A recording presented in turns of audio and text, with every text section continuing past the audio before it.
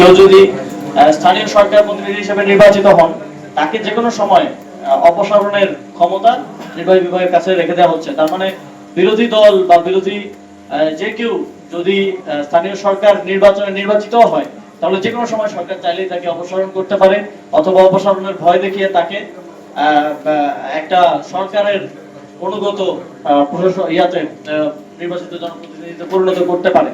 তো এটা আমরা মনে করি বাংলাদেশের গণতন্ত্রের জন্য অত্যন্ত হুমকি স্বরূপ, এবং এটা সুস্পষ্ট সংবিধানের লঙ্ঘন। এবং এই আইনটা যে কোনো সময় কোর্টে চ্যালেঞ্জ করলে এটা খুবই দুর্বল একটা জায়গায় আছে, এটা সংবিধানের সাথে সাংঘর্ষিক বলে এটা বাতিল হওয়ার একটা সম্ভাবনা আছে।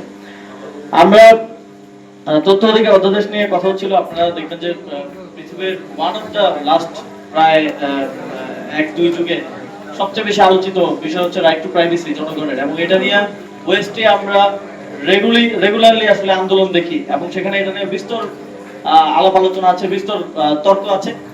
আমাদের এখানে হয়তো আমরা এটা নিয়ে খুব বেশি সচেতন না, কিন্তু বিগত সময় আমরা দেখেছি যে কিভাবে আমাদের প্রাইভেসি ব্রিচ করা হয়েছে, কিভাবে আড়ি পাতা হয়েছে, এবং এমন অবস্থা হয়ে গিয়েছে যে কেউ পরিবারের সাথে কথা বলবে, গার্লফ্রেন্ডের সাথে কথা বলবে, এটারও কোনো নিরাপত্তা কিংবা প্রাইভেসি নাই।